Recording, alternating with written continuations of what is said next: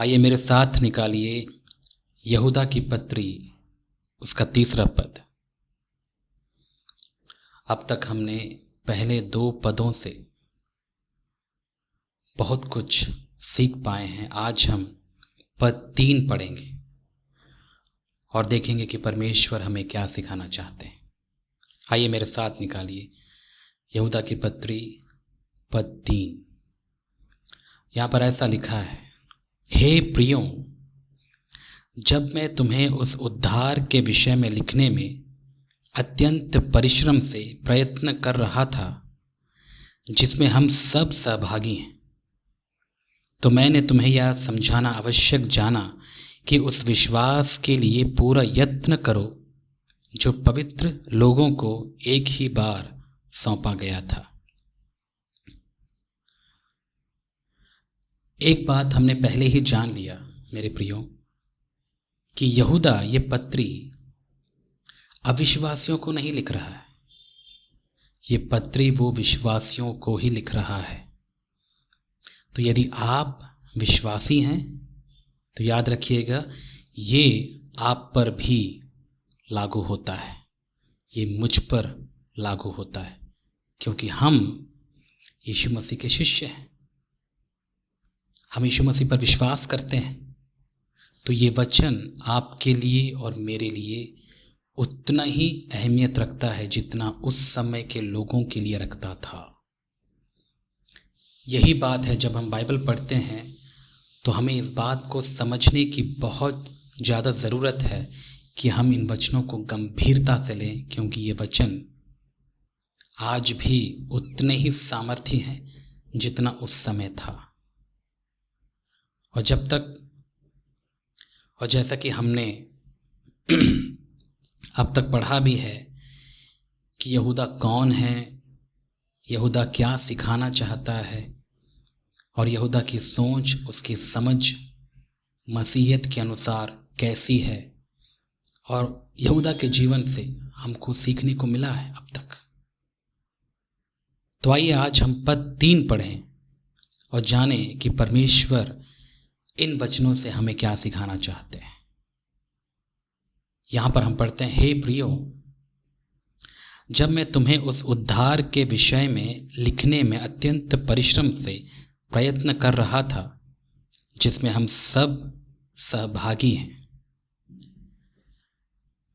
इस पद से हमको एक बात समझ में आता है कि यहूदा कलीसिया के लोगों को उद्धार के विषय में लिखना चाहता था, और जिसके लिए वो कड़ी मेहनत भी करता है, क्योंकि वो चाहता था कि वे विश्वासी उद्धार के विषय में जाने।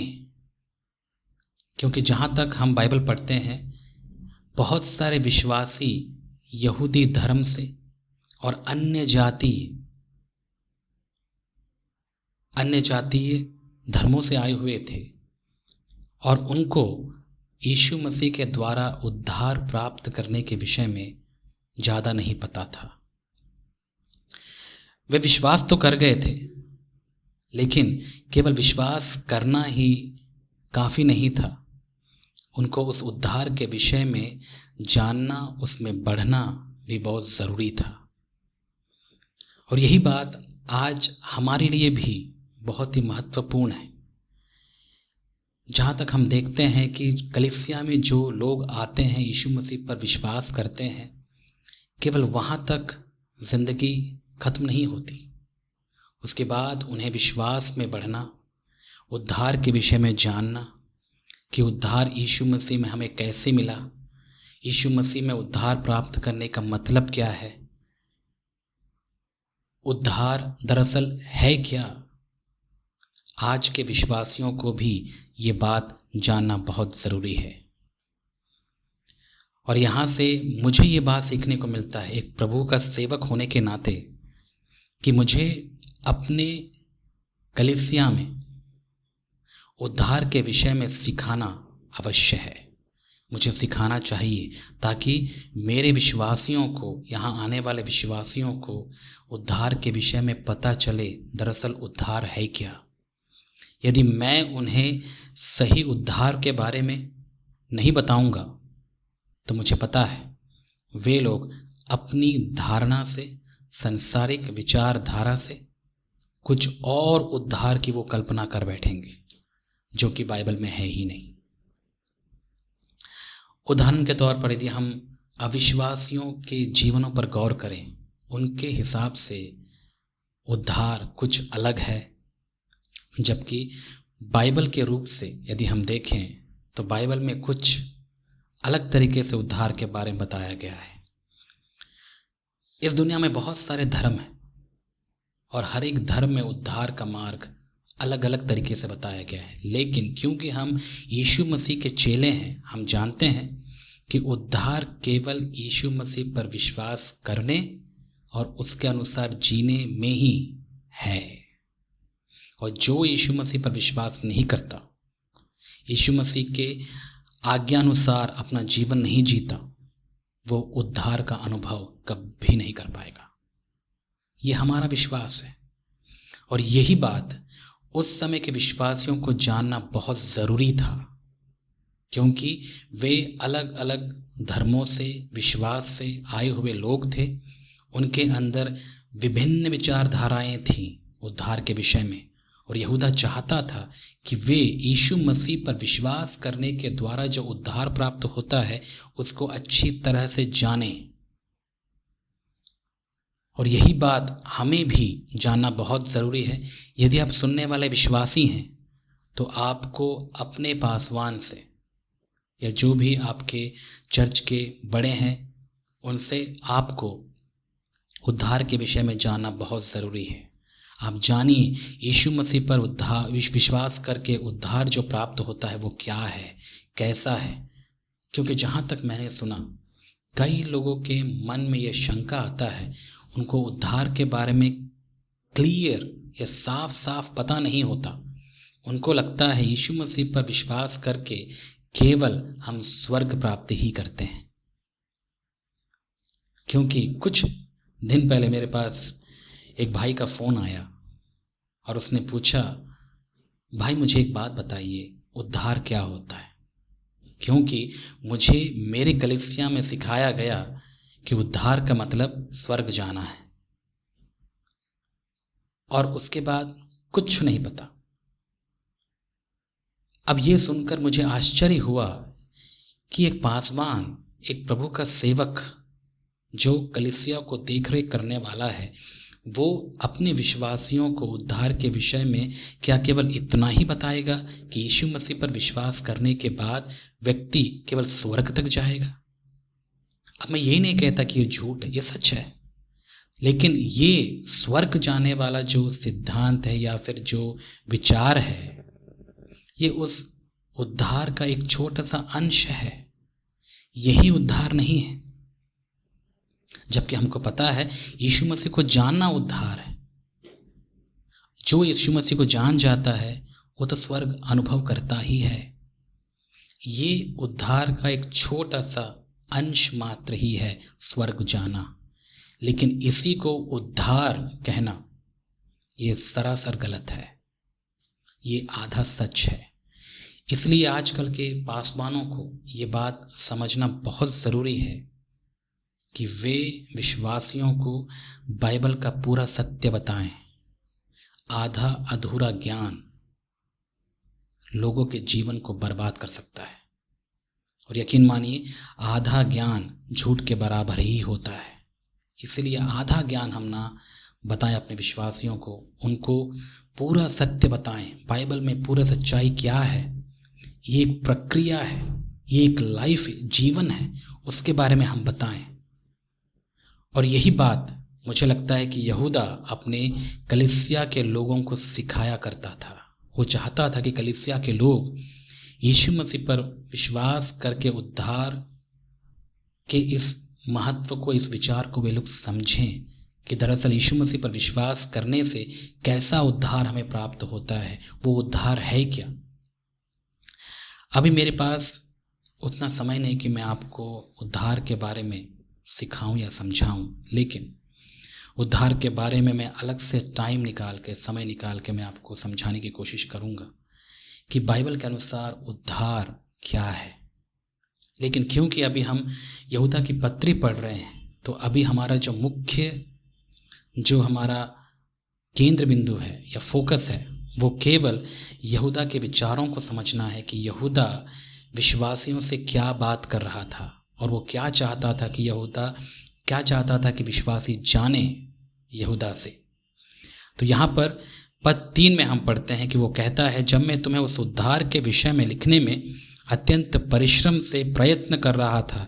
यहाँ से मुझे एक बात और यहूदा के जीवन से सीखने को मिलता है, वो ये, क्योंकि यहूदा जानता था कि यीशु मसीह के द्वारा ही एक व्यक्ति का उद्धार हो सकता है और कोई रास्ता नहीं है। और इस बात को सिखाने के लिए, समझाने के लिए ये बहुत प्रयत्न करता है। ये कोई आलसी व्यक्ति नहीं है। अब मुझे आश्चर्य इस बात का होता है कि एक व्यक्ति कितना ज़्यादा प्रभु से प्रेम करने वाला है और उस उद्धार के संदेश को बताने के लिए कितना प्रयत्न करता है। हो सकता है कि ये जगह जगह घूमता हो, फिरता हो, लोगों को बताता हो, और इस कलीसिया में, उस कलीसिया में जाने वाला मेहनती एक व्यक्ति हो। वो चाहता था कि ये उद्धार के विषय में हर व्यक्ति जाने। इससे मुझे एक प्रोत्साहन प्राप्त होता है, वो ये कि मैं कितना परिश्रम करता हूं कि लोग इस उद्धार के विषय में जाने जो केवल यीशु मसीह में ही संभव है। क्योंकि जहां तक मैंने देखा है, आज के समय में बहुत सारे प्रभु के दास ढीले पड़ चुके हैं। वे लोग वचन को सुनाने में मेहनत नहीं करते, प्रयत्न नहीं करते, परिश्रम नहीं करते। और ये बात मुझे भी पता है कि ये मुझ पर भी लागू होता है। इसलिए हमेशा ये बातें मुझे प्रोत्साहित करती है कि नहीं, मैं आलसी होकर घर में नहीं बैठ सकता। ये जिम्मेदारी प्रभु ने मुझे सौंपी है कि मैं इस उद्धार के विषय में लोगों को बताऊं।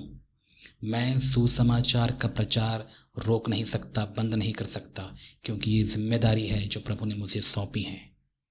और यदि आप सुनने वाले, यदि आप पासवान हैं, प्रभु के दास हैं, सेवक हैं, या फिर आप विश्वासी ही क्यों ना हो, ये हमारी जिम्मेदारी है कि हम इस उद्धार के विषय में लोगों तक पहुंचाएं, लोगों को बताएं।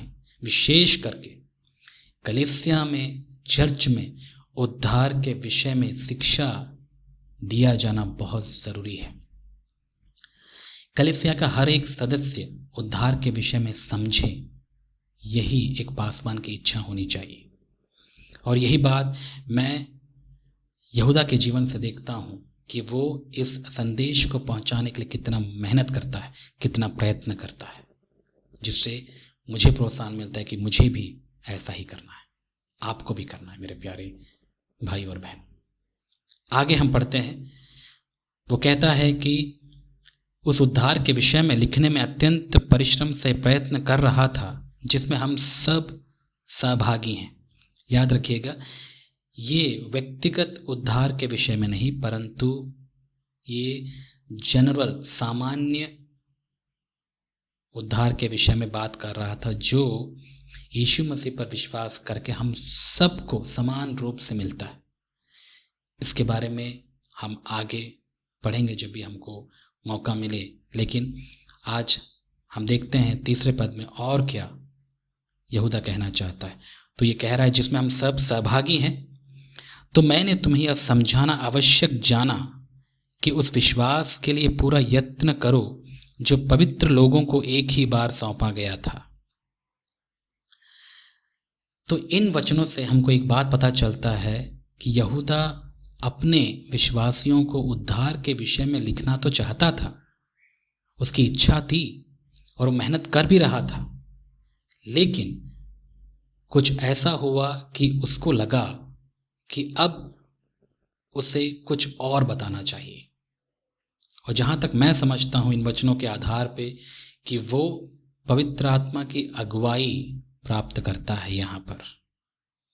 और ये बात मुझे बहुत प्रोत्साहित करती है कि प्रारंभिक कलीसिया के जो अगुवे थे, चर्च को या कलीसिया को पवित्र आत्मा की अगुवाई पर चलाते थे। वे कभी भी अपनी बुद्धि, समझ और ज्ञान का इस्तेमाल नहीं करते थे, क्योंकि उनको पता था कि चर्च या कलीसिया की सेवा जो है वो परमेश्वर की है। इसलिए परमेश्वर जानते हैं उनको क्या सिखाना है, क्या समझाना है। वे लोग हमेशा पवित्र आत्मा पर निर्भर रहा करते थे। और ये बात आज के समय में चुनौतीपूर्ण है, क्योंकि आज यदि हम देखें कलीसियाओं में बहुत सारा काम पवित्र आत्मा की अगुवाई से नहीं होता। मनुष्य के मन की मनगढ़ंत कल्पनाएं होती हैं, जो उनके मन में आता है वो करते हैं और उसको परमेश्वर के नाम दे दिया जाता है। इसलिए हमें सावधान रहना है कि यदि आप सेवक हैं तो आपको भी इस बात का ख्याल रखना है, याद रखना है आपको कि ये सेवा कलीसिया परमेश्वर की है। परमेश्वर ही इस कलीसिया को चला सकते हैं। इसलिए एक सेवक होने के नाते हमें परमेश्वर की आत्मा यानी पवित्र आत्मा पर हमें निर्भर होना है। देखना है कि परमेश्वर क्या सिखाना चाहते हैं कलीसिया को, क्या बताना चाहते हैं कलीसिया को। ये हमारी जिम्मेदारी है, हमें समझने की ज़रूरत है। हम अपनी बुद्धि, अपनी समझ, अपनी ज्ञान को हम इसमें नहीं लगा सकते, जैसे कि बहुत से लोग आज के समय में लगाते हैं। यदि आप अपनी बुद्धि लगाएंगे, अपनी समझ लगाएंगे, चर्च को, कलीसिया को बर्बाद कर देंगे। क्योंकि हमको ये बात समझना है कि कलीसिया आपकी और मेरी नहीं है, ये कलीसिया परमेश्वर की है। और यहाँ से हमको सीखने को मिलता है यहूदा के जीवन से कि यहूदा कलीसिया को क्या सिखाना है, ये बात पवित्र आत्मा पर निर्भर होकर करता है, अपनी बुद्धि नहीं लगाता। उसकी इच्छा तो थी कि वो कुछ और बातें सिखाएं, लेकिन क्योंकि वो पवित्र आत्मा से भरा हुआ व्यक्ति था, पवित्र आत्मा की अगुवाई को समझता था, इसीलिए उसने पवित्र आत्मा की अगुवाई के अनुसार इन बातों को वो लिखता है। तो बताइए, क्या हमें इसे नहीं सीखना चाहिए? अब आप सोचिए, क्या आप पवित्र आत्मा की अगुवाई से अपने कलीसिया को सिखा रहे हैं? क्या पवित्र आत्मा की अगुवाई से अपने कलीसिया को चला रहे हैं, या फिर आप अपनी बुद्धि, अपनी समझ, अपनी ज्ञान का इस्तेमाल करके चर्च को जैसा मन में आ रहा वैसा चला रहे हैं? अब आप सोचिए इस बात को। लेकिन जहाँ तक मेरा सवाल है, भले ही कलीसिया में लोग कम आए या ज़्यादा आए, मुझे इससे कोई मतलब नहीं। मुझे मतलब इस बात से है कि कलीसिया में जो भी सिखाया जाता है वो परमेश्वर की अगुवाई के अनुसार हो, परमेश्वर की इच्छा के अनुसार हो, उसके अनुसार ही सब कुछ चलना चाहिए। बाकी परमेश्वर का काम। और एक सेवक होने के नाते मैं समझता हूँ हमें यही बात को ध्यान में रखना चाहिए। हम समझौता नहीं कर सकते, जैसा वचन में है वैसा ही हमें सिखाना है, ये हमारा कर्तव्य है। नहीं तो याद रखिएगा, आपको और मुझे परमेश्वर को हिसाब देना पड़ेगा। क्योंकि मैं ये बात इसलिए कह रहा हूँ क्योंकि आज के समय में हम अपने कलीसिया के लोगों को खुश करने के चक्कर में इतना ज़्यादा पड़े हुए होते हैं कि हम कई बार वचन के साथ समझौता करते हैं। याद रखिएगा, आप और मैं हैं कौन? मात्र सेवक ही तो। हमारा काम क्या है? हमारा काम यही है कि हम केवल वचन का प्रचार करें, उनको खिलाएं वचन से। और जिसको नहीं मानना वो नहीं मानेगा, जिसको मानना है वो मानेगा। ये काम तो परमेश्वर का है, ना मैं उनको बदल सकता हूँ, ना आप बदल सकते हैं। तो क्यों ना हम परमेश्वर के हाथ में सब कुछ सौंप दें और सत्य का प्रचार करें, सत्य का प्रचार करें, अपनी बुद्धि का इस्तेमाल ना करें और ये ना सोचें कि हम बहुत ज़्यादा स्मार्ट हैं। याद रखिएगा, परमेश्वर की नज़र में स्मार्ट वो नहीं जो अपने आप को स्मार्ट समझता हो। परमेश्वर की नज़र में स्मार्ट वो है जो अपने आप को स्मार्ट नहीं समझता और परमेश्वर पर निर्भर रहता है। इसलिए परमेश्वर ने कभी स्मार्ट लोगों को अपने काम के लिए नहीं चुना। यदि चुना भी होगा तो पहले उसे ज़ीरो बनाया, उस स्तर तक पहुंचाया जहां वो ये सोचे कि वो कुछ नहीं है, और तभी परमेश्वर ने उनका इस्तेमाल किया। और ये बात हर किसी पर लागू होता है। यदि आप आज प्रभु के द्वारा इस्तेमाल किए जा रहे हैं, वो इसलिए क्योंकि आप कहीं ना कहीं इस स्तर तक पहुँचे हैं जहाँ आपको लगता है कि आप कुछ नहीं हैं। और ये बात अच्छा भी है। यदि आप कुछ होते तो परमेश्वर आपको इस्तेमाल भी नहीं कर पाते। मुझे भी परमेश्वर इस स्तर में लाने के लिए बहुत साल लिए, बहुत मुझे भी यहाँ तक आने के लिए बहुत समय लगा। अब मुझे एहसास होता है कि मैं कुछ नहीं कर सकता परमेश्वर की ताकत के बगैर। मैं कुछ नहीं सिखा सकता बिना परमेश्वर की ताकत के। मुझे उस पर निर्भर होना है। इस बात को समझना है मेरे प्यारे भाई और बहनों। तो यहाँ पर आगे पढ़ते हैं। वो कहता है कि मैं यह समझाना आवश्यक जाना कि उस विश्वास के लिए पूरा यत्न करो जो पवित्र लोगों को एक ही बार सौंपा गया था। पवित्र आत्मा ने उनको सिखाया, पवित्र आत्मा ने यहूदा को समझाया कि उसे ये बातें लिखनी है। क्या? कि विश्वासी अपने विश्वास को बचाने के लिए पूरा यत्न करें। किस विश्वास की बात है? यीशु मसीह पर विश्वास करने की बात। वे यीशु मसीह पर विश्वास किए, यीशु मसीह पर विश्वास करके उन्होंने उद्धार प्राप्त किया, और इस विश्वास की रखवाली उनको करनी है। ये बात कौन कह रहा है? पवित्र आत्मा यहूदा के द्वारा उस कलीसिया के लोगों को सिखा रहा है। ये बात को समझना, गौर करना बहुत जरूरी है। पवित्र आत्मा चाहते थे कि वे अपने विश्वास की रखवाली करें। वो चाहते थे कि इसकी रखवाली के लिए पूरा यत्न उनको करना है। इंग्लिश में यदि हम पढ़ें तो यह है डिफेंड, कंटेंट, विश्वास की रखवाली करना। और आगे कहता है जो पवित्र लोगों को एक ही बार सौंपा गया था। अब यहाँ पर एक सवाल उठता है कि क्यों यहूदा विश्वास की रखवाली के लिए प्रयत्न करने के लिए, यत्न करने के लिए कहता है? क्या विश्वास इतना ज्यादा कीमती है कि हमें इसकी रखवाली करना है?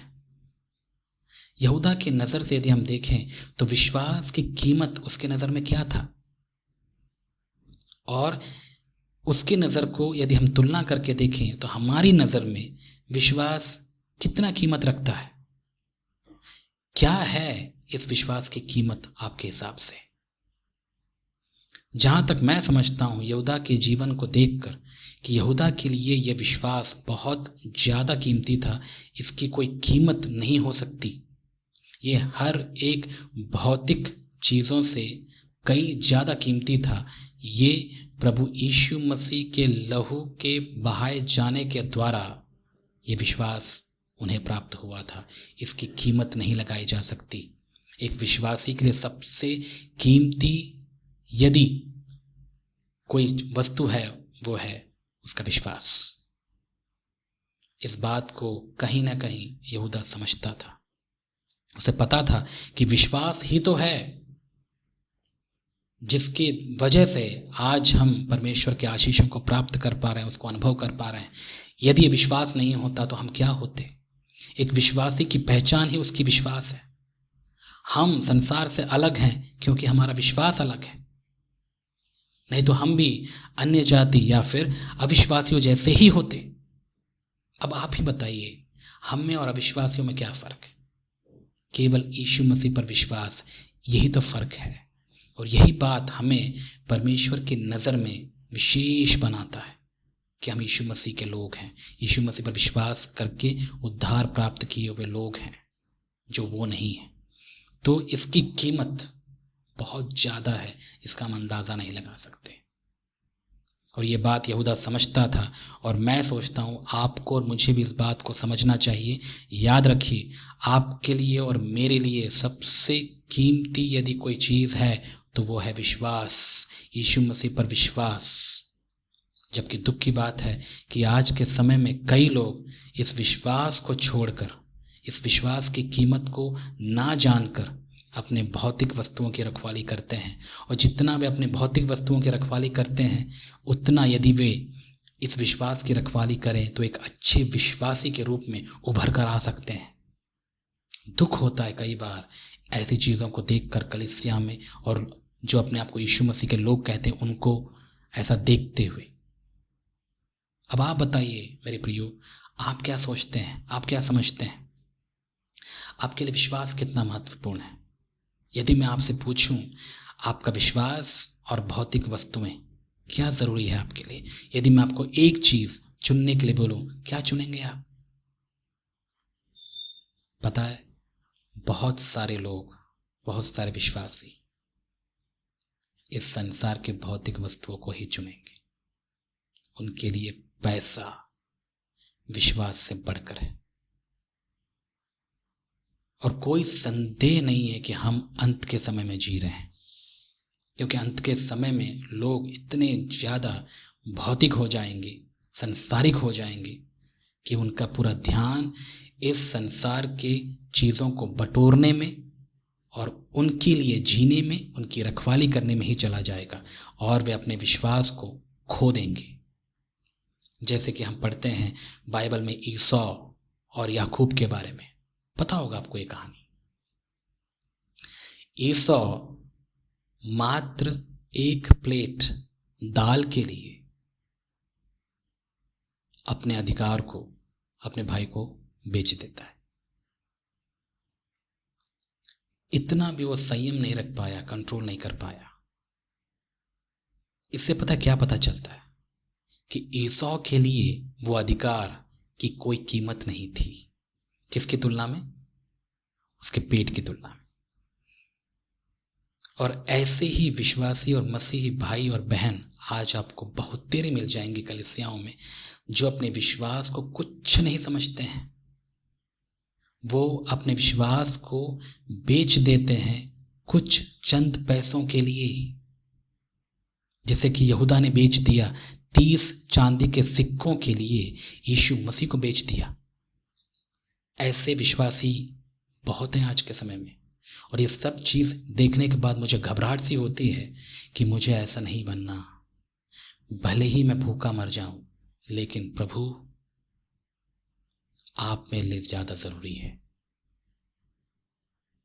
जैसे कि यीशु मसीह ने कहा, मनुष्य केवल रोटी से नहीं जीता, परंतु हर एक वचन से जो परमेश्वर के मुख से निकलता है। ये है यीशु मसीह के लोग, और मुझे भी ऐसा ही बनना, ये मेरी इच्छा है। और मैं आपसे भी यही गुजारिश करूंगा मेरे प्रियो, कि आप भी इन बातों पर गौर करें जो मैं आपसे कह रहा हूं। पेट के लिए मत जिए। एक दिन पेट भी जाएगा, खाना भी खत्म हो जाएगा, लेकिन जो विश्वास प्रभु ने हमें दिया यीशु मसीह का, वो विश्वास हमें अनंत जीवन देगा। आत्मिक वस्तुओं पर गौर करना हमें सीखना है। इसीलिए तो हम पत्री पढ़ रहे हैं, इसलिए तो हम बाइबल पढ़ रहे हैं, ताकि हम देखें कि हमारा जीवन क्या उस समय के लोगों से मैच खाता है या नहीं खाता। और यदि आपको लगता है कि आप में कमियां हैं, इन वचनों के आधार पर क्या करने की आवश्यकता है? उन कमियों के साथ आप यीशु मसीह के पास जाएं, बोलें, प्रभु देखिए मैं कंगाल हूं, भले मेरे पास सब कुछ है भौतिक तौर से, लेकिन मैं आत्मिक रूप से कंगाल हूं। मुझे अपने आत्मा से भरिए ताकि मैं आत्मा में धनी हो जाऊं। ये आपको कहने की जरूरत है। और जहां तक हम ये पत्री पढ़ रहे हैं, तो मैं समझता हूं कि आपको इन वचनों के आधार पर अपने आप को टटोलने की ज़रूरत है, देखने की ज़रूरत है कि आप कितना इस विश्वास की कीमत को समझते हैं। आपके लिए क्या ज़रूरी है? आपकी इज्जत, आपका पैसा, आपकी संपत्ति, आपकी भौतिक वस्तुएं, या वो विश्वास जो प्रभु यीशु मसीह के उस क्रूस पर जान देने की वजह से हम तक पहुंचा है। मैं कई बार ऐसे विश्वासियों को देखता हूं, चर्च या कलीसियाएं छोड़कर चले जाते हैं। पता है क्यों? क्योंकि वो चर्च में अपने भौतिक वस्तुओं के लिए आते हैं, और जैसे या तो उनको मिल जाता है वो चले जाते हैं, और जिनको नहीं मिलता है वो भी चले जाते हैं। इसका मतलब क्या है? इसका मतलब ये है कि उनकी नजर परमेश्वर की संपत्ति पर है, परमेश्वर पर नहीं। ऐसे विश्वासी, क्या लगता है आपको? क्या आपको लगता है ऐसे विश्वासी इस संसार में रह के प्रभु के लिए कुछ कर पाएंगे?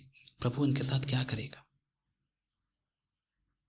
इसलिए मेरे प्रियो, मैं आपको प्रोत्साहित करता हूं कि हमें ऐसे घटिया उदाहरणों के साथ या घटिया उदाहरणों को देखकर हमें नहीं जीना चाहिए। हमको एक बात का पता होना चाहिए कि हमारे लिए प्रभु ने बहुत सारे अच्छे उदाहरणों को बाइबल में रखा है, उनको देखकर हम जी सकते हैं। उनका अनुसरण हम कर सकते हैं, उनको हम करें।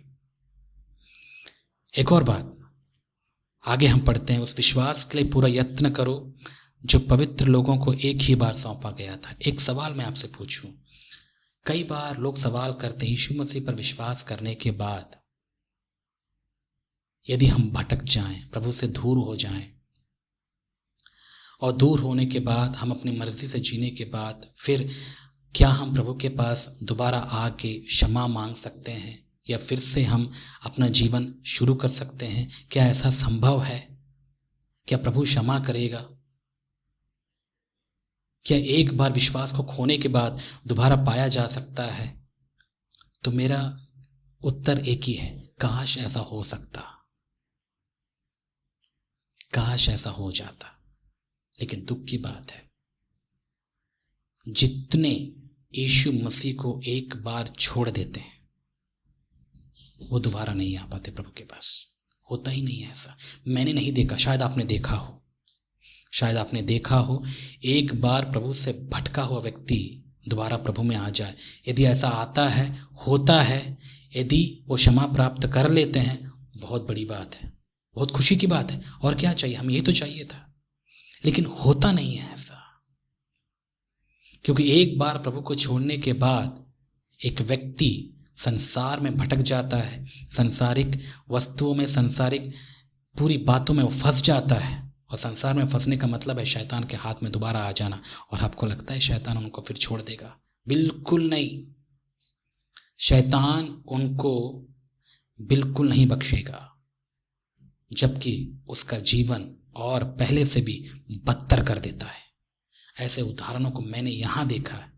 कितने लोग हमारे इस कलीसिया में आए और छोड़ के चले गए, और उनका जीवन पहले से कितना बदतर हो गया। और हम उम्मीद करते हैं कि प्रभु करे कि वे फिर से प्रभु को जाने, उनका जीवन फिर से संभल जाए, सुधर जाए। लेकिन ऐसा नहीं होता, ऐसा हो ही नहीं सकता, क्योंकि यहाँ पर हम पढ़ते हैं पवित्र लोगों को एक ही बार यह विश्वास सौंपा गया है। एक ही बार यीशु मसीह ने अपनी जान दी, दोबारा नहीं देंगे वो। और इसीलिए ये हमारे लिए बहुत ही महत्वपूर्ण है कि एक बार मिले हुए इस विश्वास की रखवाली, अब सोच के देखिए हमें कितना अच्छे से करना है। हम इसमें आलस नहीं दिखा सकते। हम ये नहीं सोच सकते चलो कोई बात नहीं, यदि आज ये विश्वास चला गया कल दोबारा हमको मिल जाएगा। ऐसा नहीं होता। ये कोई मोबाइल फ़ोन नहीं है जो आज के समय में लोग हर महीने बदलते रहते हैं, हर साल बदलते हैं। ऐसा नहीं है। विश्वास एक ही बार आपको मिला है। यदि आप इसके प्रति सतर्क या चौकन्ने नहीं है तो ये विश्वास आपसे छीन सकता है।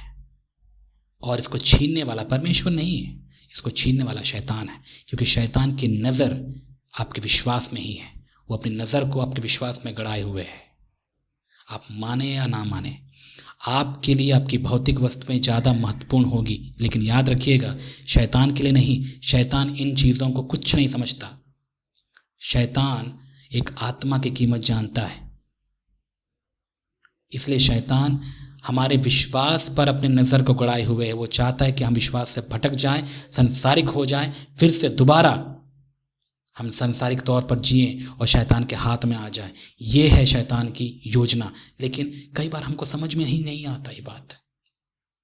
हम तो बिजी हैं हमारे बैंक बैलेंस को बढ़ाने के लिए, हम तो बिजी हैं नए घरों को, कारों को खरीदने के लिए, और इन्हीं चीज़ों को ही हम प्रभु की आशीष समझकर धोखा खाते रहते हैं। और कईयों को लगता है कि एक विश्वासी यदि ये सारी भौतिक वस्तुएं प्राप्त कर ले तो यही तो परमेश्वर की आशीष है। यदि ऐसा है तो मेरे प्यारे भाई और बहन बताइए, यीशु मसीह कौन से करोड़पति थे? पौलुस कौन सा करोड़पति था? पतरस कौन सा करोड़पति था? ऐसे में तो अंबानी करोड़पति है। क्या अंबानी को परमेश्वर ने आशीष दिया? क्या लगता है आपको? क्यों हम इन बातों को समझ नहीं पाते हैं? और ऐसे प्रचारकों से सावधान रहिएगा जो आपको ये वादा करते हैं कि विश्वास करने के बाद आपको परमेश्वर भौतिक तरीके से मालामाल कर देगा, और बहुत सारे कोर्स इस्तेमाल करते हैं, बोलते हैं छप्पर पार फाड़ के परमेश्वर आपको आशीष देगा। क्या सुनते हैं आप? क्या पढ़ते हैं आप?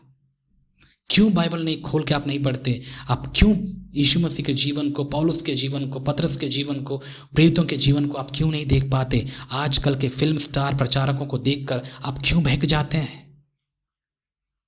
क्या आदमी इतना भी अंधा हो सकता है कि उसको बाइबल की बातें ही ना दिखें? कैसे हम यकीन कर लेते हैं जब कोई आपके पास आकर कहता है कि आपको यीशु मसीह पर विश्वास करने के बाद ये सारी चीजें, भौतिक चीजें मिल जाएंगी, और वो आपको कभी नहीं बताता कि आत्मिक चीजें ज्यादा इंपॉर्टेंट है। आत्मिक वस्तुओं के विषय में कभी आपको नहीं सिखाता। क्या है क्या हमको समझ में नहीं आता? और उसका एक ही कारण है कि आज के समय में हम इतने ज़्यादा बिजी हो गए हैं कि हम बाइबल नहीं पढ़ पाते।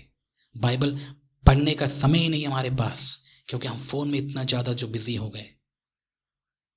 इतना क्या बिजी हो गए मेरे प्यारे भाई और बहन कि आपको उस परमेश्वर का टाइम नहीं है जिसने अपने इकलौते बेटे को कुर्बान कर दिया उस क्रूस पर। इतना समय आप उसका नहीं निकाल सकते, थोड़ा भी समय, कि आप उसके वचन को जाने, उसकी इच्छा को समझें? क्या इतना ज़्यादा बिजी हैं? कहाँ जाने की तैयारी कर रहे हैं आप? स्वर्ग या इस पृथ्वी पर ही सेटल होने का प्लान है आपका?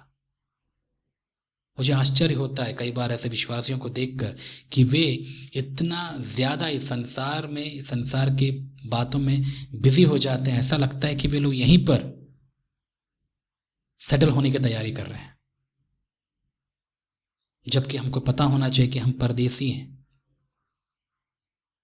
हमारा घर ये नहीं है। तो सोच के देखिए, जब हमको ये बात पता है, फिर क्यों इतनी बड़ी मूर्खता हम कर बैठते हैं? इस संसार को ही अपना घर क्यों समझ लेते हैं? क्यों हमारा मन यहीं पे गड़ जाता है?